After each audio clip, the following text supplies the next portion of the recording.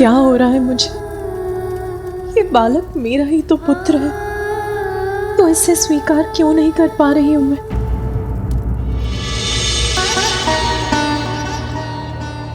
मैं चिंतित हूं महादेव। देवी पार्वती ने अभी तक अपने पुत्र को नहीं अपनाया है।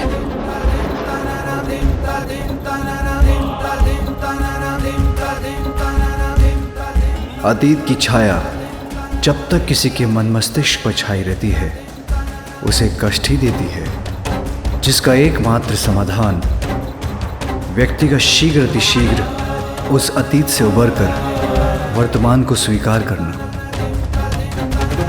अपने अतीत के प्रति देवी पार्वती का मोह भी अवश्य टूटेगा।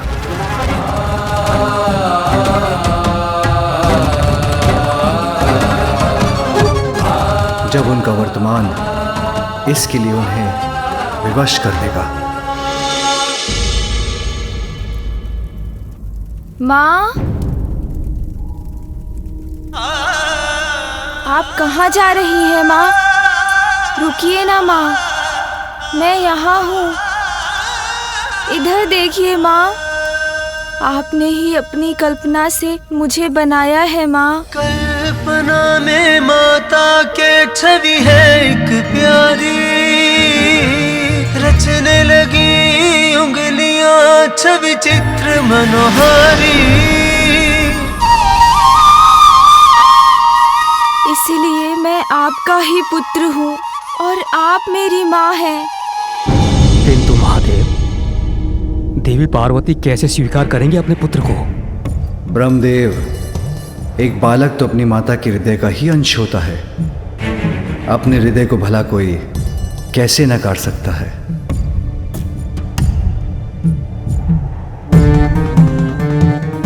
अभी अतीत के प्रभाव से भ्रमित हैं देवी पार्वती, किंतु एक बार ये भ्रम के मेघ छटेंगे तो उन्हें वर्तमान स्पष्ट रूप से दिखाई देगा। वो अपने पुत्र को इस रूप में पूर्व से कहीं अधिक स्नेह देंगी।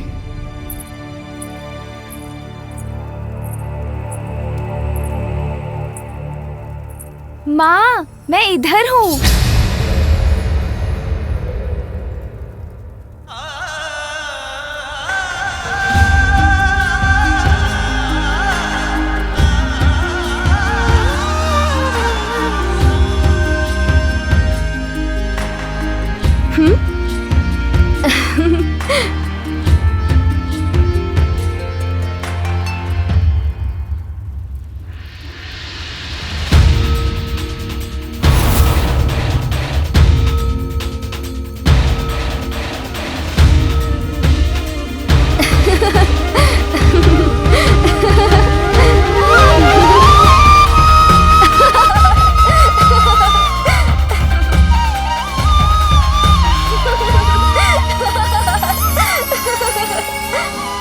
माँ, इधर देखिए।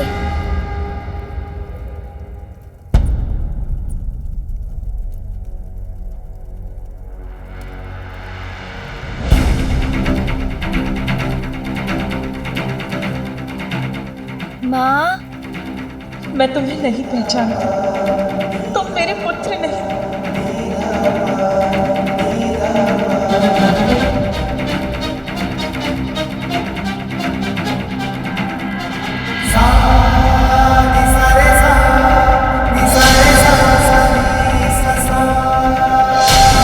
माँ मुझसे दूर क्यों जा रही है? हमारा कार्य तो पूर्ण हो गया, रमिया रुकी क्यों है? मेरे विचार से अब हम देवताओं को प्रस्थान करना चाहिए। नहीं इंद्रदेव, अभी वो समय नहीं आया है। यदि मैं आपके स्थान पर होता तो यहाँ से जाने का विचार तब तक नहीं करता जब तक कि देवी पार्वती अपने पुत्र को गजमुख के साथ स्वीकार नहीं कर लेती। क्योंकि यदि उनकी क्रोधाग्नि पुनर्जागृत हो गई और उन्होंने अपना रौद्र रूप धारण कर लिया तो आप सभी पुनः संकट में आ जाएंगे। मेरे स्वामी उचित कह रहे हैं। हम सबको देवी पार्वती की सहायता के लिए यहाँ उपस्थित रहना चाहिए। जैसे आपकी आज्ञा प्रभु। नहीं नहीं, मेरा पुत्र तो माँ,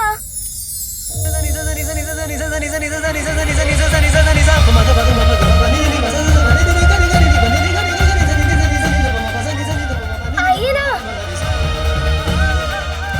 आइए ना माँ, शीघ्र आइए ना माँ, मैं ही हूँ आपका पुत्र।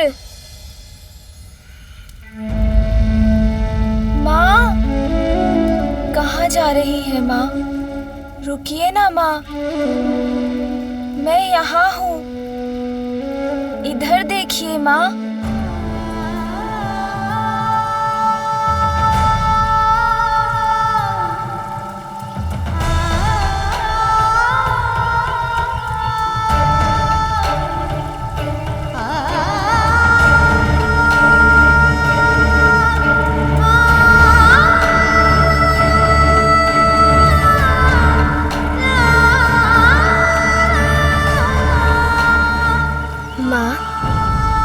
मुझे आप एक लोरी सुनाकर सुला दो ना।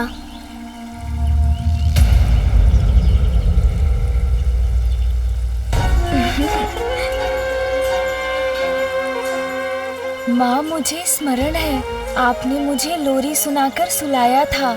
आज भी मुझे लोरी सुनाकर अपनी गोद में सुला दीजिए ना माँ।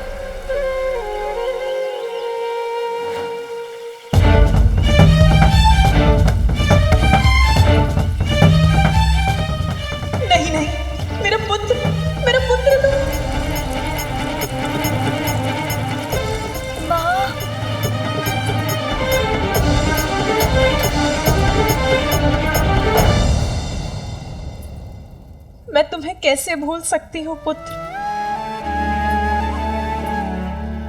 कैसे भूल सकती हूँ तुम्हें? जब तक तुम्हारी स्मृतियां मेरे सामने रहेंगी, मैं तुम्हारे इस गजमुख को कैसे अपनाऊंगी?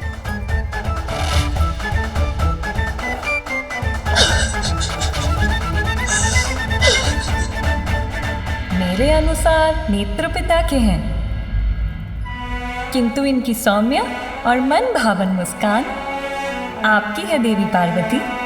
कितनी मनमोहक मुस्कान है, जैसे चारों दिशाओं को प्रकाशित कर रही हो।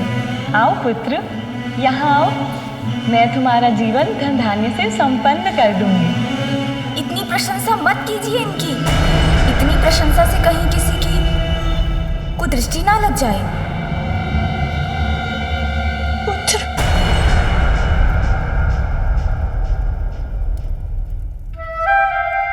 कुदृष्टि तो तुम पर पड़ी गई पुत्र।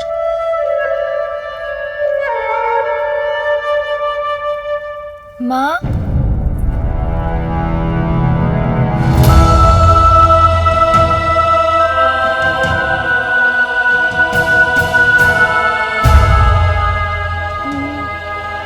नहीं, ये अनर्थ होना ही नहीं चाहिए था।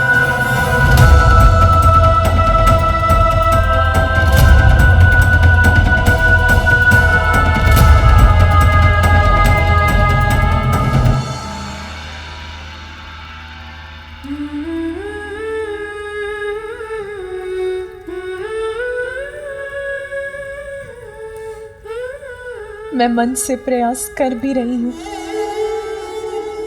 फिर भी उस बालक में मुझे अपना पुत्र दिखाई नहीं दे रहा। उसके प्रति मेरा स्नेह, मेरा वात्सल्य उमड़ ही नहीं रहा। मेरे पुत्र के साथ मेरी स्मृतियां रह रहकर उमड़ आती हैं।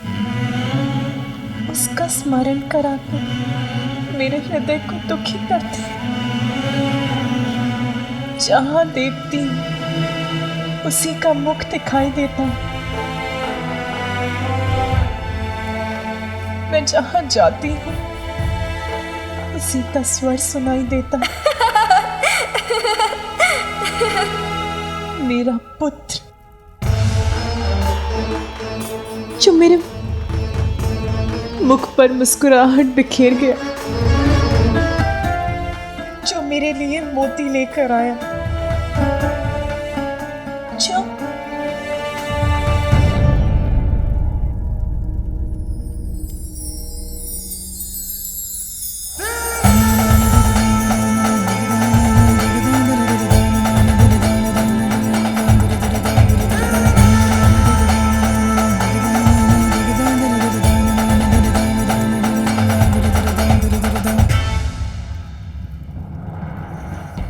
माँ,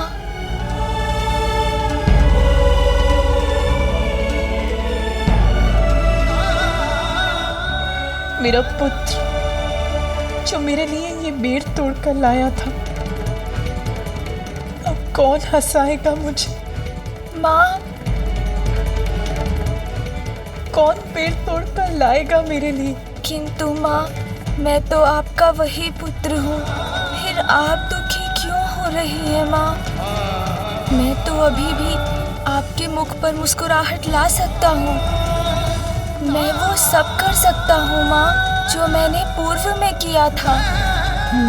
मैं अभी माँ के लिए पुनः बेर ले आता हूँ और उन्हें प्रसन्न करता हूँ।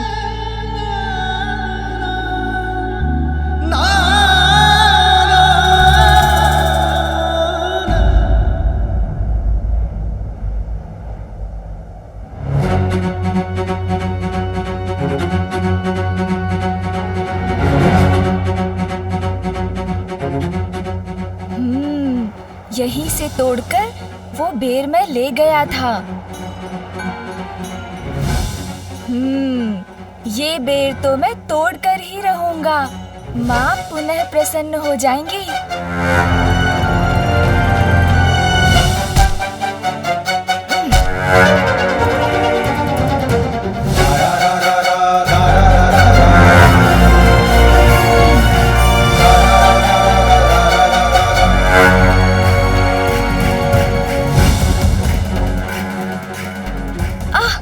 मेरे नवीन कान जी, आप ऐसे तीव्रता से फड़फड़ाएंगे तो मेरा ध्यान भटक जाएगा।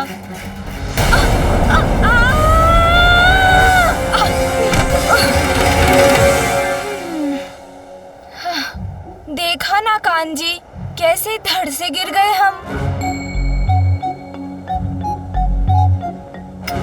किंतु कुछ भी हो जाए, असफल नहीं होऊंगा। माँ को मनाने के लिए बेर तो अवश्य तोड़कर ले जाऊंगा।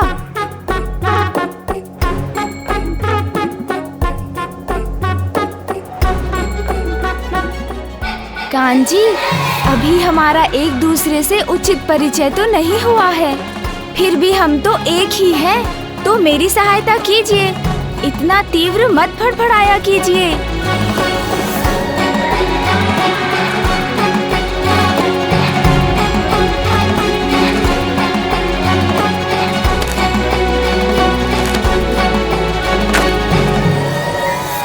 पार्वती का दुख कैसे बांटूं, कुछ समझ में ही नहीं आ रहा है। जो दुख का पहाड़ पार्वती पर टूटा है, उसे संभालने के लिए हमें तभी उसके साथ रहना चाहिए था। सच कह रही हो विजया।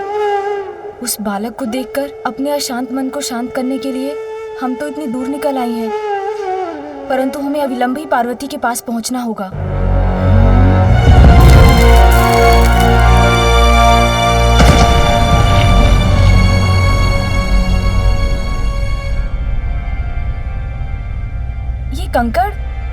ये कंकड़ कहाँ से गिर रहे हैं?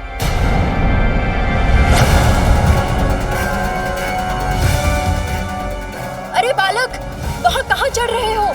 क्या करने का प्रयास कर रहे हो तुम? अरे बालक नीचे आओ, चोट लग जाएगी। मुझे लगता है हमें अतिशीघ्र पार्वती के पास पहुंचकर ये बताना चाहिए। ये बालक, चलो।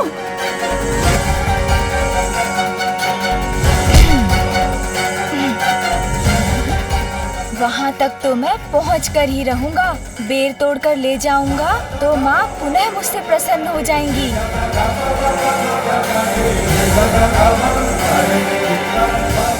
अरे सोन जी, अभी कान जी को समझाया था, तब आपने सुना नहीं। आप सभी नवीन अंगों को एक एक करके समझाना पड़ेगा मुझे। इतना कितना महत्वपूर्ण कार्य है, उसमें मुझे रोकिए मत, सहायता कीजिए मेरी। क्या बात है देवी, आप बहुत चिंतित प्रतीत हो रही हैं। वो देवी पार्वती का पुत्र उस कठिन पहाड़ी पर चढ़ने का प्रयास कर रहा है। यहाँ खड़े मत रहिए, जाके शीघ्र ही महादेव को बताइए कि उनके पुत्र के प्राण संकट में हैं। जाइए, चलो शीघ्र चलो पार्वती, तुम्हारा पुत्र तो पर्वत पर चढ़ रहा है। इतनी ऊंचाई से अगर वो गिर गया तो ज्ञात नहीं क्या होगा।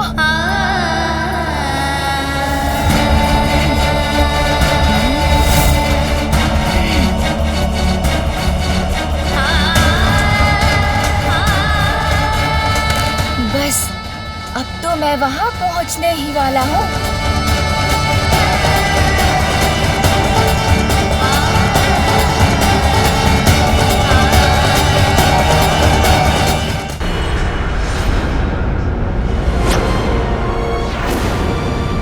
रुक जाओ।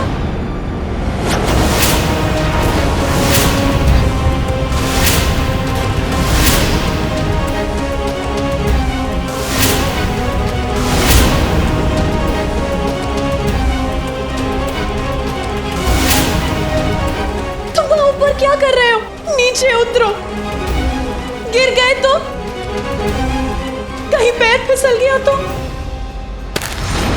पुत्र!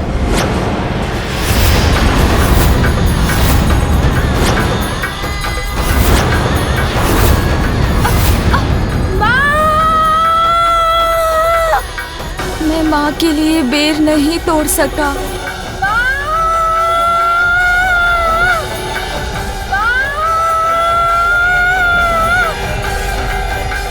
पार्वती,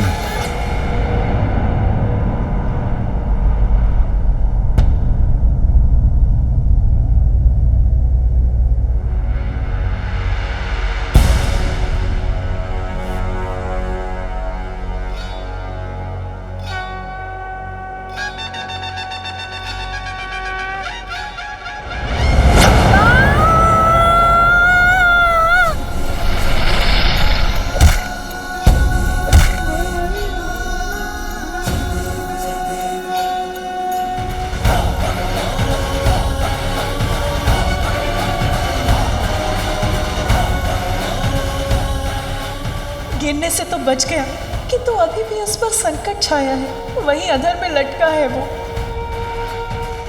माँ, इधर देखिए ना माँ, कुछ भी तो नहीं हुआ मुझे। मैं तो पूर्ण रूप से सुरक्षित हूँ माँ।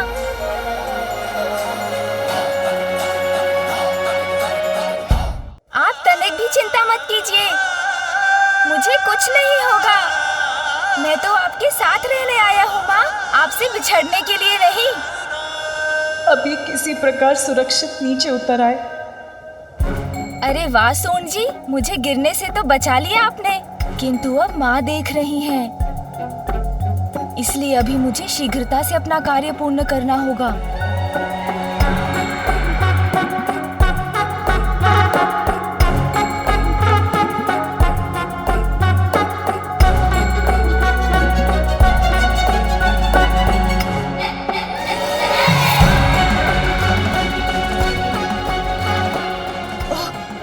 संतुलन बिगड़ा तो संकट में पड़ जाऊंगा। यहाँ तो एकाग्र होकर संतुलन बनाकर चलना होगा।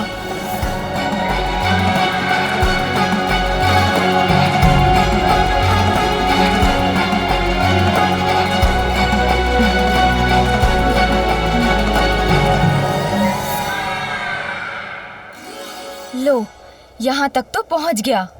अब एक बार पुनः ऊपर जाता हूँ। स्वामी, ये पुनः ऊपर क्यों चढ़ रहा है? आप उसे रोकने के लिए कुछ कर क्यों नहीं रहे? कुछ कहिए स्वामी, कुछ करिए, उसे किसी प्रकार से सुरक्षित नीचे लौटा लाइए।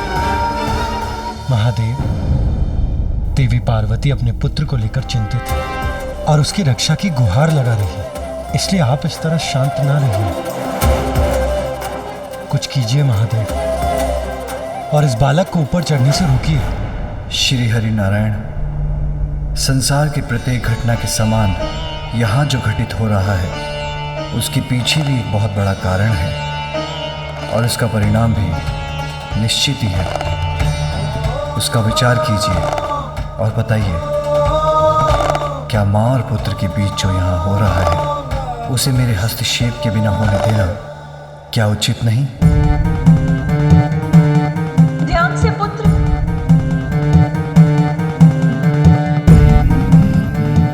उचित है महादेव, उचित है। माता को अतीत के मोह से बाहर निकालकर वर्तमान का सामना कराने के लिए यदि कोई समर्थ है तो वो है ये बालक। इसलिए आप जो कर रहे हैं वो उपयुक्त है।